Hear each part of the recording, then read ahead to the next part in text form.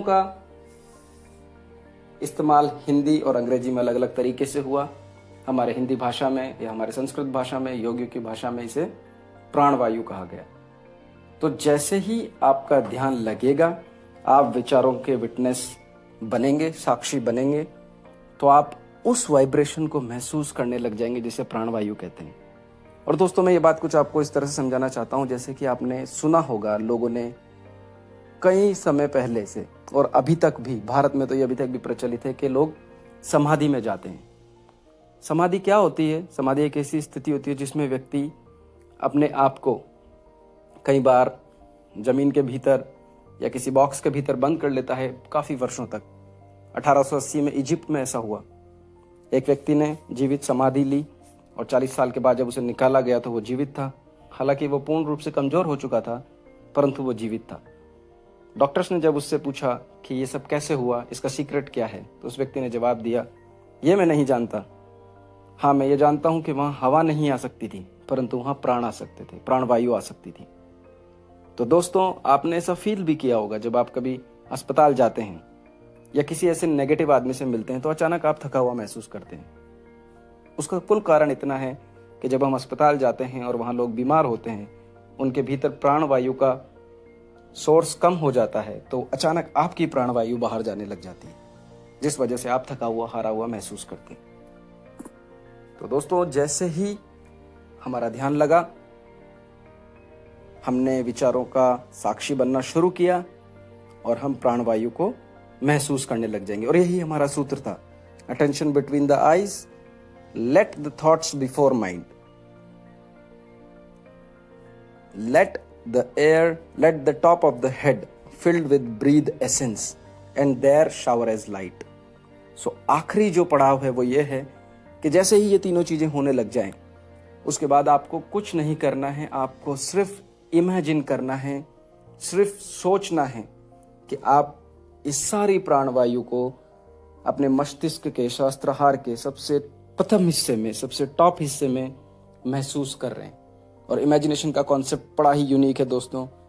जब कभी आप इमेजिन करते हैं, जब कभी आप बहुत सारे ऐसे कोइंसिडेंसेस देखते हैं अपनी ज़िंदगी में, जैसे सुबह आप उठे, आज आपको इडली खाने का मन किया या आपके किसी दोस्त से मिलने का मन किया, और अचानक आप पाते हैं कि आपका वो दोस्त आपको फ़ोन कर देता है या सुबह आपसे मिलने आ जाता है या आपको रास्ते में मिलता है, और वही इडली जिसके बारे में आपने सुबह सोचा था, वो आपको आपके स्कूल फ्रेंड के टिफिन में या अपने ऑफिस के किसी मित्र के टिफिन में मिल जाती है और आप उसका सेवन करते हैं। तो दोस्तों, इसी तरीके से हिप्नोटिज्म का कॉन्सेप्ट भी है। और ये कुल मिला के सिर्फ इतना सा इसका कारण है कि जब मस्तिष्क या हमारा मन या हमारा दिमाग तीनों तरीके से, जब दोनों आंखों के बीच में जब ध्यान लग जाता है और पीनल ग्लैंड सीक्रेट हो जाती है, पीनल ग्लैंड सीक्रेट करने लगती है उन हार्मोन्स को, तो वह ऐसी चीजें घटित कर देती है जो हम सोच नहीं सकते। इसका कोई व्यक्तिगत या साइंटिफिक प्रमाण आपको नहीं मिलेगा, परंतु धीरे धीरे जब आप इस कला को सीख जाएंगे तो आप ऐसा कर सकते हैं।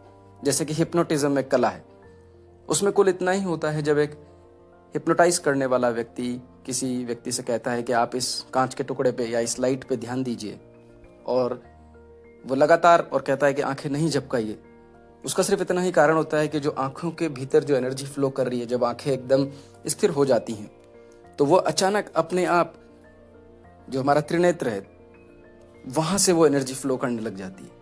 और जैसे ही पीनल ग्लैंड उस एनर्जी के साथ मिलकर के कमांड करने लगती है, तो व्यक्ति वही सोचने लग जाता है जो उसको कहा जाता है। अगर आप उससे कहेंगे कि आप इस समय एक मिलिट्री ऑफिसर बन चुके हैं, तो वो व्यक्ति तुरंत मिलिट्री ऑफिसर जैसे ही बिहेव करने लग जाएगा। उसकी आवाज, उसका एटीट्यूड वैसा हो जाएगा।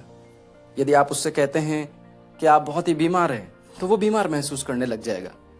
और ये सारी शक्ति हमारे उस त्रिनेत्र से आ रही है, और इसलिए आ रही है क्योंकि हमारा मस्तिष्क का ध्यान उस तरफ लाया गया है और हमारी आंखों की जो एनर्जी है वो तिलक वाले भाग तक पहुंचा दी गई है। इसी तरीके से यदि कोई व्यक्ति बीमार है, तो हम उसे यह भी कह सकते हैं कि तेरी सारी बीमारी, तुम्हारी सारी बीमारी विलुप्त हो गई है और तुम अब एक स्वस्थ व्यक्ति हो, तो वो अचानक स्वस्थ हो जाएगा। और यही दोस्तों हिप्नोटिज्म की कला थी। तो सबसे पहले आंखों के बीच में ध्यान किया, जैसे ही उस पॉइंट पे आ गए जहां ध्यान लगा, विचारों को देखना शुरू किया, विचारों का साक्षी बने, तीसरा पड़ाव प्राणवायु को महसूस किया, और चौथा इस प्राणवायु को सहस्त्रहार तक लेकर चले गए। दोस्तों ऐसा 21 दिन जब आप करेंगे तब आपको सबसे प्रथम परिवर्तन दिखने लग जाएंगे। कुछ लोग जिन्होंने बचपन से इसे किया है या जाने अनजाने में वो करते आ रहे हैं, हो सकता है कि रिजल्ट उन्हें कुछ जल्दी दिखने लग जाए। और दोस्तों आप ऐसी चीजें घटित कर पाएंगे, ऐसी चीजें अपने जीवन में देख पाएंगे जिनका प्रैक्टिकल रूप से या थियोरेटिकल रूप से कोई भी संबंध नहीं होगा, परंतु आप अपनी जिंदगी को एक फिलोसॉफिकल तरीके से ड्राइव करने लग जाएंगे। और जैसा मैंने आपसे कहा था, चाहे आप एक विद्यार्थी हैं, चाहे आप एक गृहिणी हैं, चाहे आप एक बिजनेसमैन हैं, जब आप इस तकनीक का इस्तेमाल करेंगे और इस तकनीक के थ्रू रिजल्ट्स को देखने लग जाएंगे, रिजल्ट्स बनाने लग जाएंगे, तो आप खुद सोच सकते हैं आप किस किस तरीके की चीजें, किस किस तरह की सिचुएशंस अपने जीवन में घटित कर सकते हैं। एक विद्यार्थी इस तकनीक को इस्तेमाल करके अपनी पढ़ने की क्षमता, याद करने की क्षमता, अपनी इमेजिनेशन की क्षमता बहुत अधिक कर सकता है।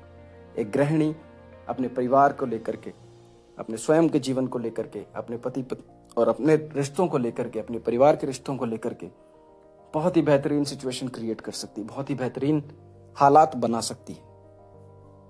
तो दोस्तों शायद आपको ये विधि अच्छी लगी होगी और ये विधि आप समझ गए होंगे। इसके बावजूद भी यदि किसी को कोई डाउट रहता है, कोई सवाल रहता है, तो नीचे दिए गए डिस्क्रिप्शन पे आप आइए या फिर हमें कमेंट करके बताइए या हमें व्हाट्सएप के थ्रू संपर्क कीजिए।